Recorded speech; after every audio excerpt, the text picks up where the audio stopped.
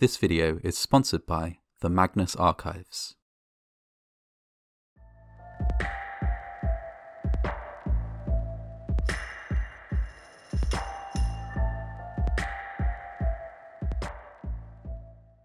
On the night of the 28th of August, 1859, skies around the world lit up with spectacular displays of light. In some places the heavens glowed red, as though reflecting a massive wildfire. Elsewhere, broad bands of white light were seen dancing across the night sky. For almost a week, skies around the world glowed so brightly that it was possible to read a newspaper at midnight. Everywhere, people gathered and gazed upwards, terrified and awestruck in equal measure. The vast majority had no idea what they were witnessing, and could only assume that it was a portent of the end of the world. Reports exist from many different countries of the strange phenomena that could be seen during the week which followed the 28th of August, 1859. In Boston, the sky glowed red to such a degree that many who witnessed it believed that there was a fire burning over the horizon, at least until the red transmuted to a vivid green. Elsewhere, witnesses reported seeing columns of light moving across the sky, and spoke of multicoloured rays and arches forming, coalescing and disintegrating. One account in the San Francisco Herald ran as follows. The whole sky appeared to undulate, something like a field of grain in a high wind. The waters of the bay reflected the brilliant hues of the aurora. Nothing could exceed the grandeur and beauty of the sight. The effect was almost bewildering, and was witnessed with mingled feelings of awe and delight by thousands. Such was the brightness of these lights that many people rose from their beds, thinking that dawn had arrived. A group of masons in South Carolina got up and started work on a job site before realizing that it was still the middle of the night and going back home. In Virginia, a railroad conductor, angered by the sound of larks singing as though it was morning, when in fact it was only just 1 AM, got out his pistol and shot 3 birds dead so that he could get back to sleep. At the same time, in Ohio, the sight of the night sky illuminated like a Christmas tree proved too much for one 16-year-old girl. Over the course of the week-long event, she became increasingly agitated, believing that the strange lights heralded the end of the world. She was ultimately committed to an insane asylum. At the same time as the heavenly light show was sending the general population into a frenzy of fear and wonder, telegraph operators around the world were also experiencing bizarre and unexpected difficulties. Something was wrong with their equipment. In some places, telegraph operators received electric shocks and burns when they touched their telegraph keys, or witnessed sparks and arcing from telegraph wires. Elsewhere, operators discovered, much to their surprise, that they could unhook their batteries and still continue to transmit messages. Operators on the American telegraph line between Boston and Portland, after briefly marvelling that they could work without batteries, went about their business sending the messages of the day as normal, batteries disconnected. Newspapers during the week of the event were dominated by accounts of the lights in the sky and the disruption of the telegraph system. In some cases, this was all that could be printed, since interruption of telegraph services meant that no news dispatches from the wider world had come in. All in all, these events defied explanation, leaving many to speculate that they were signs of the coming apocalypse. The actual explanation was rather less catastrophic, and would be uncovered by the report of a British amateur astronomer, Richard Carrington. On the 1st of September, 1859, he was in his private observatory, on his estate just outside London, busily monitoring sunspots. Sunspots are dark patches often seen on the surface of the sun, and Carrington had devoted a great deal of time to tracking their movements, as he believed that their importance was only just beginning to be understood.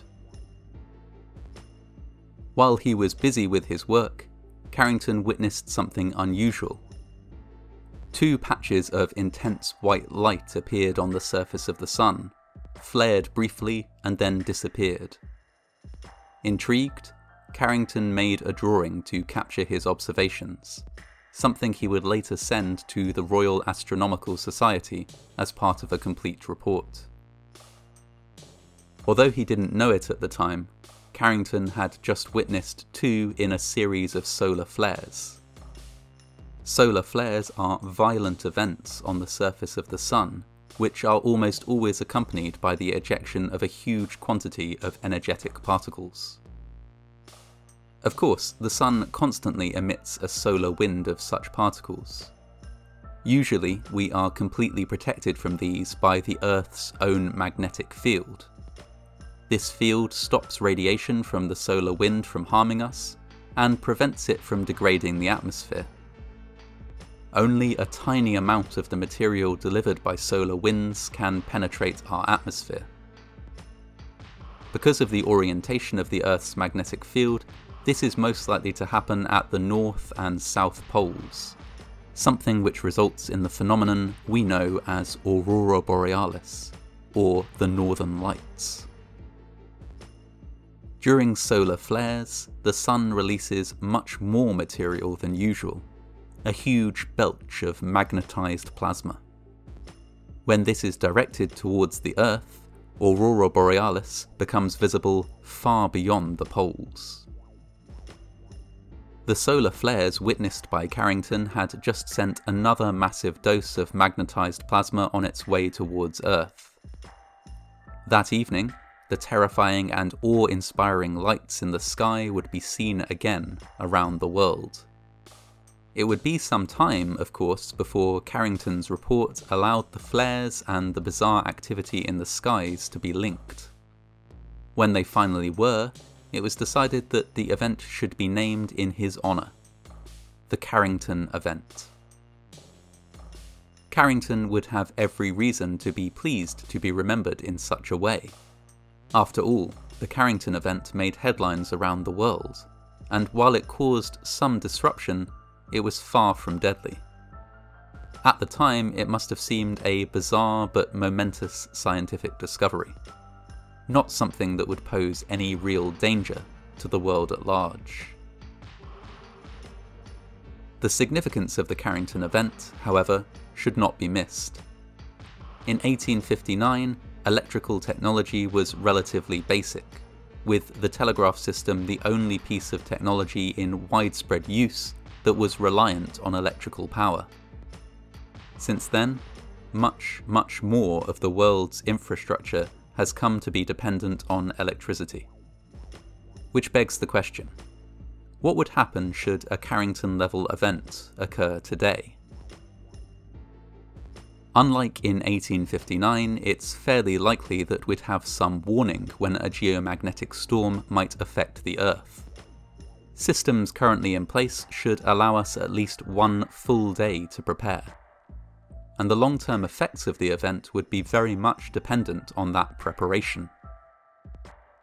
A quick and coordinated response would involve taking any systems that might be damaged by the event offline for its duration. In this best-case scenario, then, a Carrington-level event would mean a week of severe disruption the world over, but only a week. On the other hand, there is the worst-case scenario wherein we fail to prepare, or where we don't have sufficient warning of an incoming Carrington-level event. This would result in some of the most extensive blackouts ever seen, a simultaneous loss of power, loss of communications, and the failure of most modern technology. Planes would be grounded, hospitals left in the dark, traffic control in cities absent. Card-based transactions would be impossible. refrigeration would fail, banking services would be offline, supply chains would crumble. The world at large could be thrown back hundreds of years in terms of technology. And this wouldn't necessarily be just for the duration of the event. If power grids were not taken offline to protect them before the event, permanent damage could be caused. Given the scale of some power grids, experts estimate that it could take as long as 10 years to completely recover from a worst-case scenario Carrington-level event. Finally, it should also be stressed that it really isn't a question of if, but when. Estimates vary, but it is thought by many that a Carrington-level event might strike the Earth, on average, once every 150 years. At the time of recording, it has been more than 160 years since the Carrington event. We are, by some measures, overdue.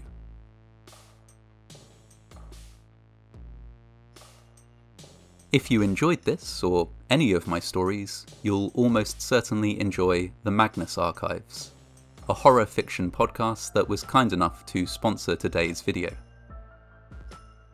The premise of the Magnus Archives is simple. Each week features a different case file from the archives of the Magnus Institute, an ancient, London-based organisation dedicated to researching the paranormal and the unexplained. These are my favourite parts of each episode. The stories range from dark and creepy to the odd bit of monster horror, and they're presented in a way that makes them feel unnervingly real. In addition to that, there's also an ongoing story which grows week by week, following the experiences of several Magnus Institute researchers as they digitise the archive's collections, attempting to verify each story as they do. It's extremely well made, superbly creepy, and it's just reached its conclusion after more than 200 episodes, which means that you can binge the whole thing from start to end if you feel like it. I was genuinely thrilled when the Magnus Archives asked if they could sponsor a video, and I'm not the only one who thinks they're an excellent podcast. The show has won multiple awards and has a huge, dedicated fanbase. If you're into horror fiction at all, this is definitely something worth checking out.